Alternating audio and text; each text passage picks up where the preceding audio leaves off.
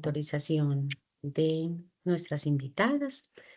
Hoy estamos acá para dialogar acerca de un tema que a los docentes, a los que somos educadores, nos convoca, nos interpela, nos cuestiona.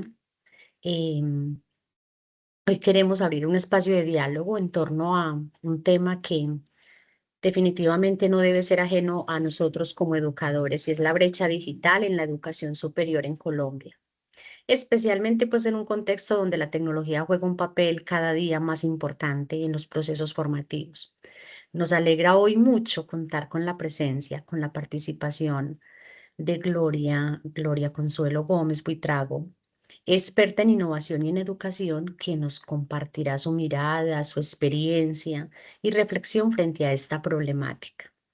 La idea es que conversemos de manera abierta sobre los retos que enfrentamos y las posibles alternativas para construir una educación más inclusiva y con mayores oportunidades para todos. Bienvenida, doctora Gloria. Es un gusto tenerte con nosotros. Entonces, sin más preámbulos, damos inicio a esta entrevista con esta pregunta. Desde la perspectiva de la sociedad del conocimiento planteada por Manuel Castel, ¿cómo interpreta usted la brecha tecnológica en la educación superior colombiana y cuáles considera que son sus principales manifestaciones en el contexto actual? Bueno, muchas gracias, apreciada Orfa, Ana y Paula. Es un gusto para mí estar acá con ustedes, pues compartiendo un poco de lo que es toda esta temática en torno a la educación y muy especialmente como a esas brechas tecnológicas que definitivamente para nosotros como educadores y sobre todo en esta era digital, pues es importante también como manejarlo.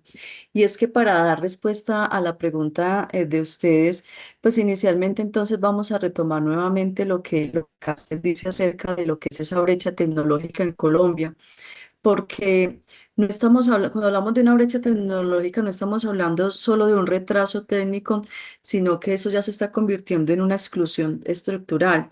¿Y por qué una exclusión? Porque en este momento en Colombia y muy especialmente vamos a referirnos a la educación superior colombiana, se refleja todo lo que es una desconexión entre esos nodos de poder y las periferias. Y cuando yo hablo de nodos de poder, pues me estoy refiriendo a, a todo lo que son las grandes ciudades, quienes actúan pues como los fuertes del conocimiento y en estas grandes ciudades, pues estamos hablando también de lo que es esas instituciones y esas redes internacionales de investigación y todo. Y cuando hablamos de las periferias, pues me estoy refiriendo a todas esas zonas rurales, a los municipios con categorías 4, 5, 6, eh, que no solo carecen del hardware en la educación, sino que también para ellos hay una dificultad grande en todo lo que es la desconexión, la desconectividad. Entonces, hablando en esos términos, pues sí hay una brecha tecnológica grande que se ve reflejada en todo lo que es esa cultura digital. No se trata de que saber solo encender una computadora, sino que poseer todos esos códigos culturales para navegar en la red y que sea una navegación de forma productiva. Cuando hablamos también de esta brecha, Castel advierte algo muy importante y es que hay una división entre lo que es el trabajo autoprogramable, o sea, los estudiantes que tienen acceso, que tienen las competencias, que pueden aprender todo de la vida, y el trabajo genérico, o sea, todo aquello eh, que está limitado por la brecha y que también termina en labores que son de muy baja calificación. Entonces, ahí podemos hablar de esa economía del conocimiento, profundizando mucho lo que es esa desigualdad social que existe y que no es asumida por todos de la misma forma y que está muy mediado y muy influenciado por el territorio donde realmente se encuentran nuestros estudiantes. Muchísimas gracias, Bueno, Gloria. doctora, continuando con la entrevista, le queremos preguntar, a partir del modelo de acceso, uso y apropiación tecnológica propuesto por Jan van Dijk, ¿cómo analiza usted las desigualdades tecnológicas que enfrentan los estudiantes en la educación superior colombiana?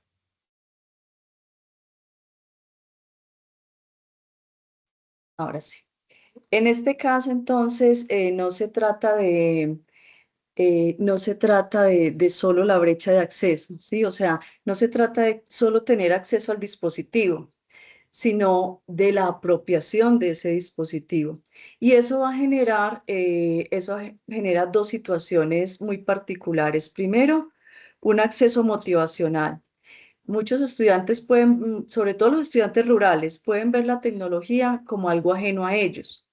¿Por qué? Porque también hay que tener en cuenta ese acceso de habilidades. Entonces existe una carencia de las competencias digitales estratégicas.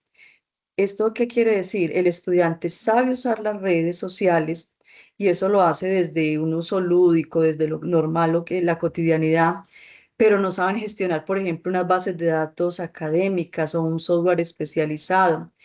Entonces, en este sentido, Van Dijk lo que denomina todo esto es eh, la desigualdad en la capital digital.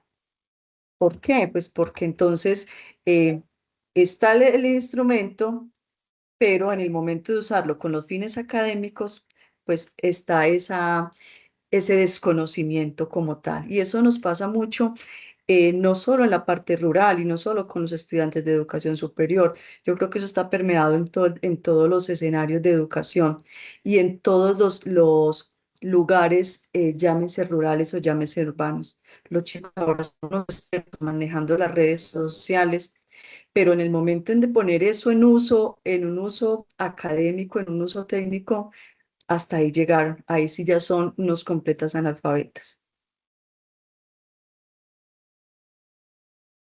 Bueno, muchas gracias. Ahora, desde una perspectiva crítica, como la de Niels Selwyn, ¿qué efectos considera que tiene la brecha tecnológica en la calidad educativa, el aprendizaje y la permanencia estudiantil en la educación superior, especialmente en contextos vulnerables?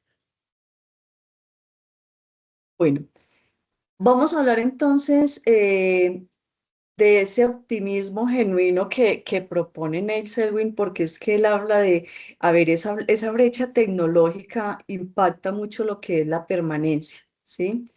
Porque lo que hace la tecnología, y es que en lugar de democratizar, a menudo lo que hace es reforzar esas jerarquías que se van viendo. Y entonces en los contextos vulnerables, la falta de herramientas adecuadas pues genera una experiencia educativa, digámoslo, de segunda clase, porque es que el estudiante se desmotiva.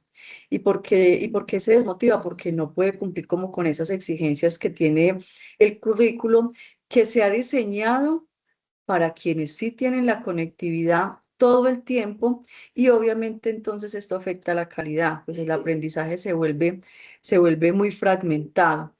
Esto es muy común para nosotros como docentes cuando tenemos nuestros estudiantes con la mediación virtual y es porque nosotros proponemos unas actividades, proponemos unas mediaciones.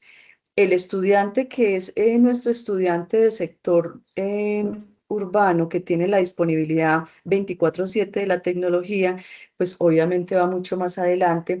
Y ese estudiante del sector rural, y lo voy a hablar de mi experiencia en este momento como docente, tengo un curso que se llama Teorías del Aprendizaje y allí encontramos esa cantidad de situaciones. Entonces, los estudiantes con 24/7 conectividad siempre están pendientes del avance de la tarea. Los estudiantes rurales que solamente pueden tener acceso a la tecnología los fines de semana, por decir algo, que salen de sus veredas y pueden subir al casco urbano, pues ya ahí se desmotivan porque hay una desigualdad tremenda. Entonces ya no pueden trabajar en equipo porque estos compañeros hace rato adelantaron y ellos, que son los rurales, que tienen toda esa dificultad, que no tienen todo ese acceso a la conexión, pues se van quedando rezagados. Entonces ahí es donde vamos viendo como esas dificultades en cuanto a la calidad, a la motivación, pero también que puede ir afectando la permanencia en el sistema educativo.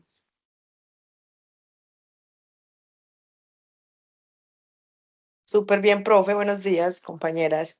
Con base a todo lo que hemos hablado del tema de desconectividad, el tema de oportunidad, de que si hayan las herramientas pertinentes, entonces, ¿cómo evaluaría usted el nivel de desarrollo de estas competencias entre el docente y el estudiante? Bueno, muy bien. Entonces, eh, hablando entonces en términos de esta alfabetización digital, pues debe ser una formación del ciudadano, pero no solo en lo técnico, ¿sí? Entonces, en Colombia, tanto estudiantes como docentes presentan un desarrollo y unas habilidades muy heterogéneas. Cuando hablamos del docente es porque muchos docentes eh, poseen esas competencias instrumentales, pero carecen, escúcheme lo que quiero decir y aclarar aquí, saben manejar la tecnología, pero carecen de las competencias didáctico-pedagógicas para que ellos puedan transformar la enseñanza. Eh, Muchos pretenden hacer, por ejemplo, en un uso de la tecnología a través de una herramienta, por ejemplo, como esta de Teams, pero quisieran pasar todo tal cual lo tienen en su clase presencial, pasarlo tal cual a esta mediación y sabemos que eso no es posible. Entonces, ahí hay una carencia de esas competencias pedagógicas y didácticas. Y en los estudiantes, pues digámoslo, que son huérfanos digitales porque tienen la tecnología a la mano, pero no tienen la capacidad crítica para evaluar la información, para crear contenido original, sobre todo, para interactuar con los ambientes virtuales de aprendizaje que hay veces son complejos para ellos. Entonces, en este sentido, pues entonces vemos la necesidad de fortalecer esas competencias en ambos sentidos, en estudiantes y en docentes. Sí, profe, precisamente esa sería como la otra pregunta a realizar, porque entonces, ¿cuáles serían esas acciones para que entre el docente y el estudiante venzan esa brecha?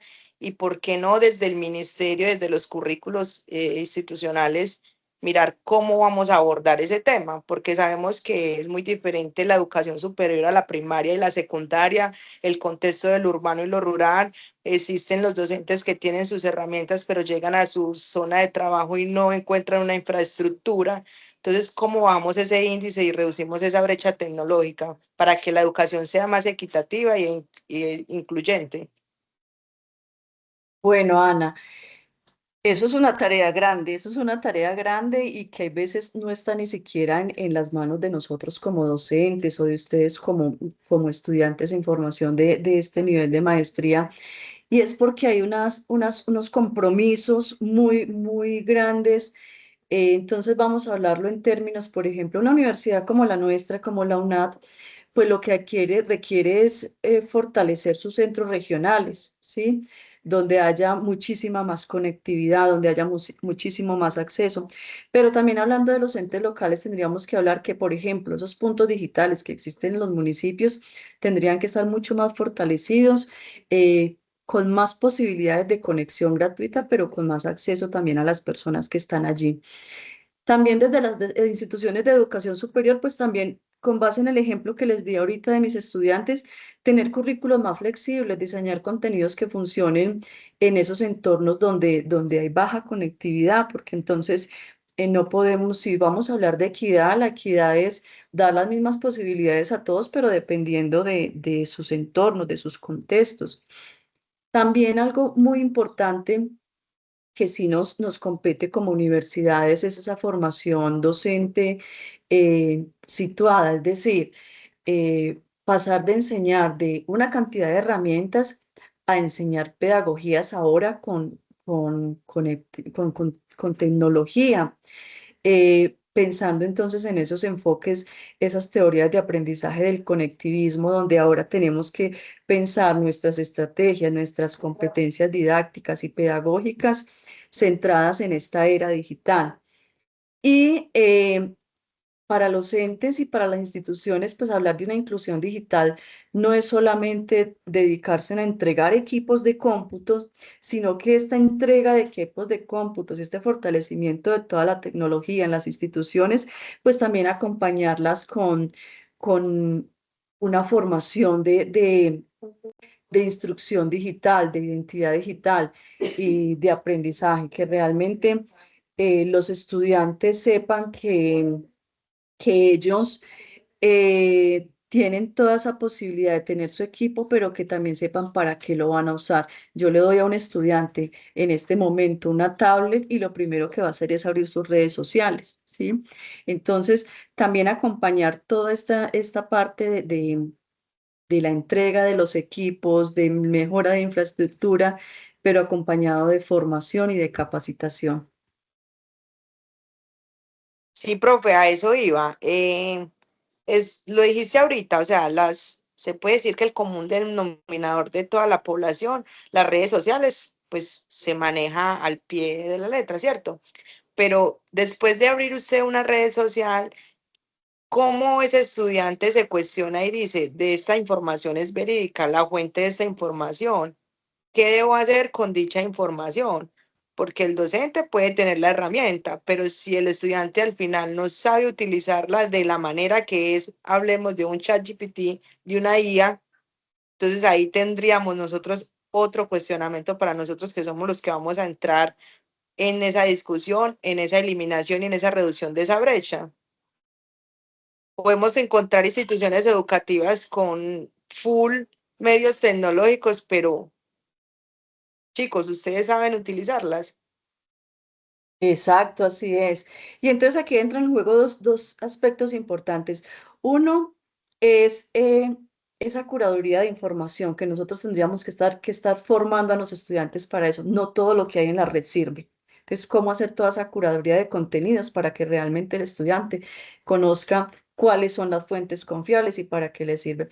Y en segundo, algo que está ya empezando a tomar mucha fuerza es ese uso ético de la IA, porque es que realmente nosotros podemos hacer uso de la IA, pero la IA no nos va a reemplazar el pensamiento, no nos va a decir, es que esto es o no es. Yo tengo que ser fiel a un proceso de formación que llevo y decir, bueno, de esto que yo estoy tomando de la IA, ¿qué tomo, en qué me apoyo y cómo lo transformo? No pasarlo 100% como nos lo están presentando.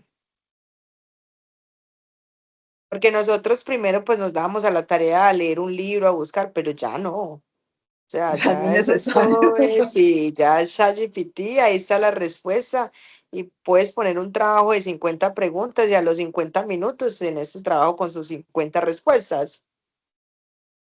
Eso es un reto grande para nosotros como docentes y entonces yo, o sea, ¿tendría sentido yo decirle a un estudiante, hágame una reseña de este texto sabiendo que todo lo va a sacar de ahí? No. Es como entonces pongo en juego todas mis estrategias para que eso que yo ya sé, que mi estudiante lo sacó de la IA, ¿cómo hago para que lo apropie? ¿Cómo hago para que él se apropie de ese discurso? Para que me lo transmita sabiendo que entonces yo necesito conocer en mi estudiante qué fue lo que él aprendió de eso que la IA le dio. Esa es la Hay que dar importancia de grandes que, retos. esa es la importancia de que el profesor sea muy innovador en la enseñanza, tenga un pensamiento crítico, pero muy abierto y que sea un gancho en cuanto al tema digital, o sea, que no sea tan puntual en los parámetros de enseñanza, porque sabemos que el innovar en este momento es el boom. Sí, yo he tenido la oportunidad en este año de visitar algunas instituciones de educación secundaria, de básica secundaria, y de dar algunas charlas. Y lo primero que nos encontramos es todavía con docentes diciendo, es que yo no permito usar el celular en mi clase, es que en mi clase no se usa celular. Y yo le dije, ¿y qué tal si le damos un uso a ese celular diferente? O sea, ¿para qué me desgasto en una clase peleando con un estudiante para que guarde su celular? Cuando al contrario yo le puedo decir, bueno, saquen el celular y háganlo así, así, así. ¿Y qué me entrega el celular y qué información? Y ahora sí, ¿cómo? Cuénteme qué fue eso. Pues como vuelvo y digo, son retos grandes que como docentes tenemos en este momento en todos los niveles de formación, porque la tecnología se apoderó ya de nuestros niños hasta de educación básica. Ustedes ven que en tercero, cuarto de primaria ya los niños llevan un celular al aula de clase y entonces, ¿voy a seguir peleando con el celular? No, yo como docente, mis competencias frente a la tecnología están por encima. Y Ujú. entonces actualizarme frente a todo lo que la IA me está prestando para que eso se vuelva en beneficio mío y no una herramienta o un arma de doble filo allí que entonces yo digo, no, no voy a permitir que la usen. Claro, hay que permitirlo, pero tener el conocimiento, realmente tener nosotros el conocimiento y las habilidades para superar todo lo que ahora el medio nos está ofreciendo. Ay, muchísimas Sí, gracias, profe, así Gloria. es. Sí. Lo que nos planteas es un panorama, este es un abrebocas a un diálogo que es necesario traer a la mesa. Es retador, es desafiante, pero al mismo tiempo es esperanzador en la medida en que cada uno de nosotros, como educador, como docente, se hace consciente, nos podemos hacer conscientes de qué tenemos en realidad con nuestros estudiantes y cómo nosotros nos podemos fortalecer en cuanto a las habilidades y competencias para darle un manejo, si es que cabe el término, a la situación o a esa relación estudiante-docente, desde la innovación, desde mi creatividad, desde lo que yo puedo desarrollar para darle una transformación, un giro a esa relación que se puede volver o que la estamos viendo ahora como problema. Yo le pongo al estudiante una tarea y él recurre a la IA y la IA se la resuelve.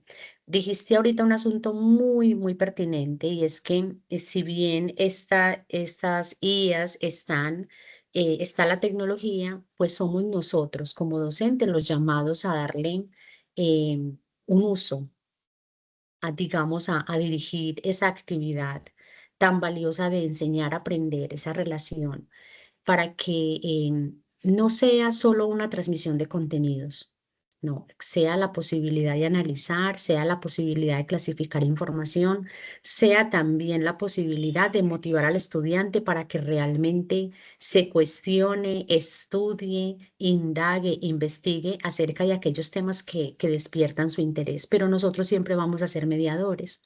Entonces me parecen muy valiosos los aportes que nos has dado el día de hoy en este sentido, si bien es una problemática real, también existe la esperanza, en tanto hay posibilidades de transformar para disminuir esa brecha, para minorarla y generar unos entornos educativos más incluyentes, porque, bueno, también es una necesidad. Darte las gracias desde el corazón por haber participado en este espacio, en esta entrevista. A ustedes, compañeras, también como ese sacar el tiempo, el espacio para reunirnos, para conversar de temas tan importantes como estos. Y que sí, lo que nos queda como reflexión es que el diálogo continúe, porque realmente es un asunto que nos atañe a todos y amerita atención. No solamente, como dijo Gloria, nosotros de pronto no podemos hacer muchas cosas en cuanto a políticas institucionales, modificaciones en los currículos, pero sí está en nuestra actitud hacer algo. Muchísimas gracias. Dejamos por acá. Es importante hacer claridad que esta entrevista, este material audiovisual tiene un uso exclusivo académico, que contamos con el consentimiento que nos dio la experta Gloria para realizar esta entrevista. Sin más, desearles un lindo día y muchísimas gracias. Gracias a ustedes, hasta pronto, que estén muy Estén bien. muy bien. Hasta luego, gracias. Gracias.